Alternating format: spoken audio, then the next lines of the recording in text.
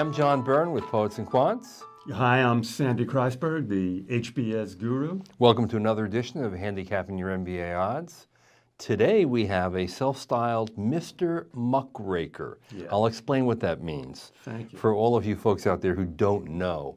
A muckraker is essentially an investigative journalist who rakes dirt up and then feeds it to the audience. Well, this guy may not have been a muckraker, but he likes to think of himself as one. He has a 720 GMAT, a 3.75 GPA from a top 25 university. He was a double major in econ and philosophy. And here's what he's done in the last 3 years. He's had 3 different jobs. First job, 1 year as a reporter at the Financial Times.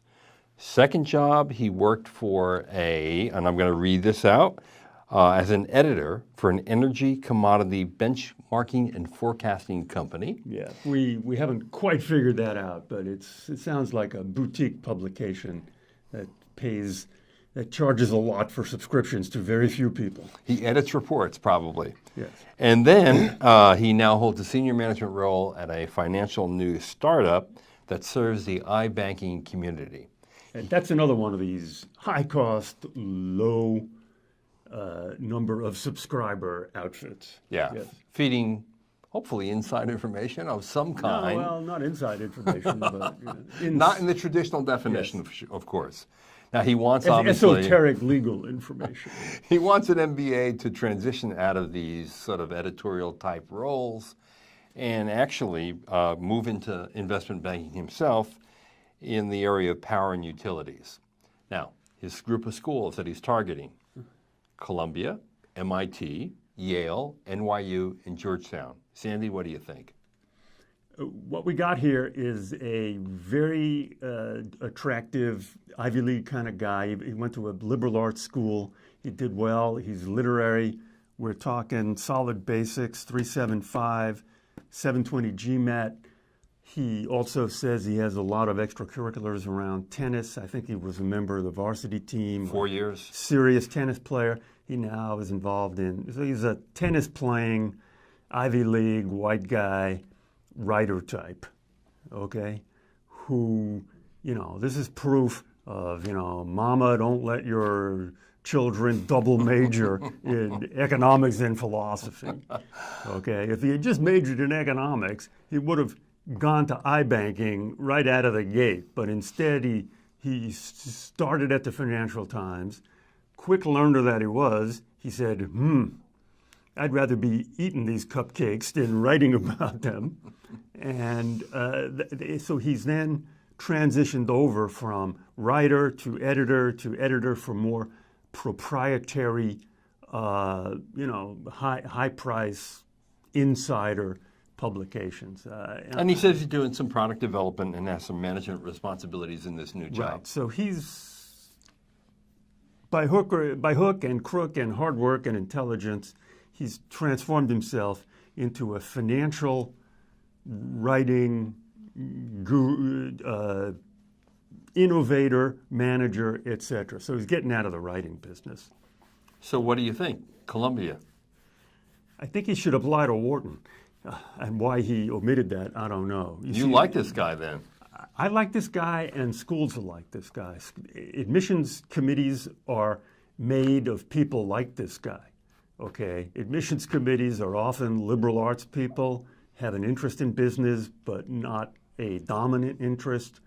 The fact that this guy's a writer, I'm sure he's very well spoken, he's literary, he's, liberal arts, philosophy, double major, whatever that was.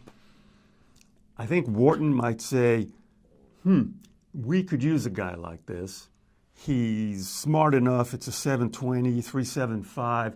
Those might be a couple of basis points below our, normal scores, but we'll eat that in light of, the fact that this is not your typical iBanker. This guy might be more articulate, more fun-loving, more well-read than your typical iBanker.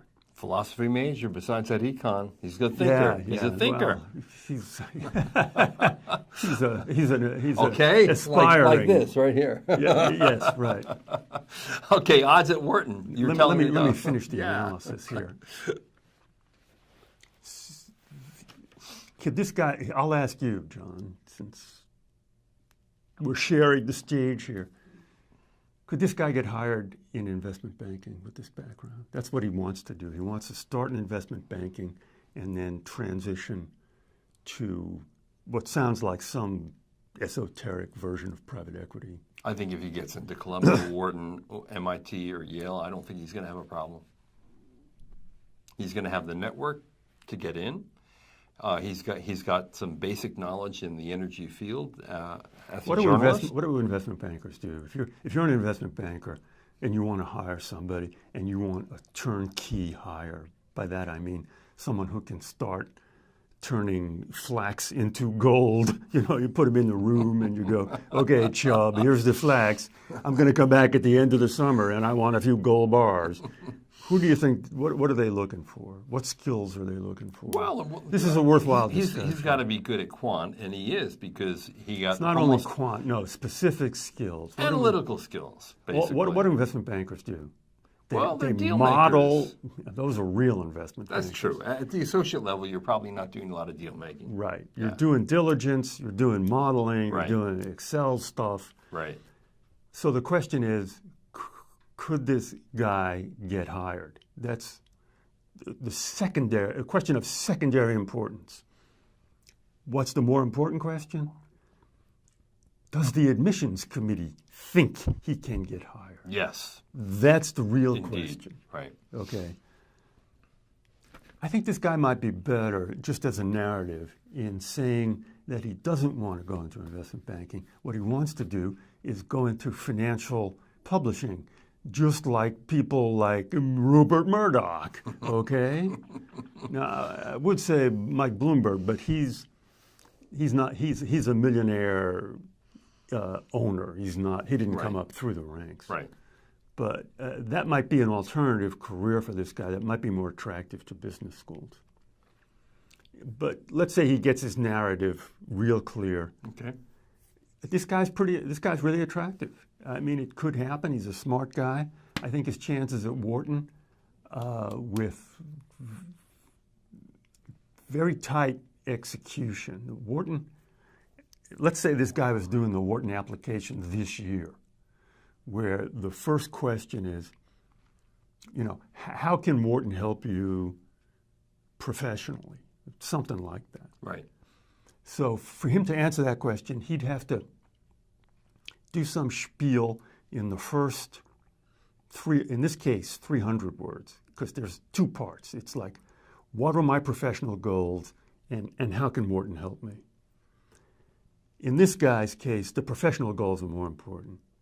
How Wharton can help me, that's kind of just due diligence. They're making you eat the dog food and go through their website. This guy would have to take those 300 words and really, in a tight way, explain what he's done and what he wants to do. And then with that setup, he'd have to say, and based on that, Wharton can help me, blah, blah, blah. If he was able to execute on that, I think his chances at Wharton are 30%. That's pretty good. Yeah, 30%. A lot of it would depend on what cohort they put him in. If they put him in the white male investment banking cohort, he might pop out of that cohort just because this is so interesting. Yeah. And that's a very competitive cohort. That's a very competitive cohort. Especially. Yeah, and they got people like that coming out of their pants pockets. So, but that's why you're telling him he should say his goal is something else, because it takes him out of that highly competitive pool. Yeah, but you could rebut that by saying even within that pool, he would still get the premium of his background. Yeah. They'd say, this is not your vanilla investment banker. This is a kind of peppermint investment banker. So odds at Columbia. Early decision, my friend, at Columbia. They would also go for the journalistic angle because they view themselves as being a journalistic, they've got a J school over there, so there's kind of a journalism vibe, and they view themselves as being in New York, another journalism vibe. So I think early decision with this guy at Columbia could be like 40%. And then he has MIT, which of course is a much smaller class and very selective. Yeah, I don't know. It's just a feeling I can't articulate. MIT don't go for stuff like this. Yeah, he doesn't strike me as a typical MIT candidate at Yeah, all. they don't. They just. Maybe I'm wrong. They prefer someone. They prefer someone either straighter or more unusual. So 20%. 25%. Yeah. And then he has Yale in the mix. Yale would go for this just Yeah. because he's interesting, and he's he's got the usual. He's got Yale earmarks. So 30% plus. Yeah, 40% plus. Oh, Yeah, wow. with an enthusiastic execution. Yeah. Okay. And the other two picks, obviously, they're going to be even higher than at NYU and Georgetown. NYU would go for this. It's a New York story. This guy seems like an NYU type. Somehow, it's a matter of convincing, as is often the case. It's a matter of convincing them you really want to go there. I would advise him to wag his tail, show up, go to info sessions, meet people, et cetera, et cetera. Georgetown, no brainer. Same thing. Yeah. All right. He's got to show conviction. Okay. Well, Mr. Muckraker is going to be raking up some green after he gets his MBA at one of these really good schools. Good luck to you. And for everyone else out there, good luck on the MBA highway.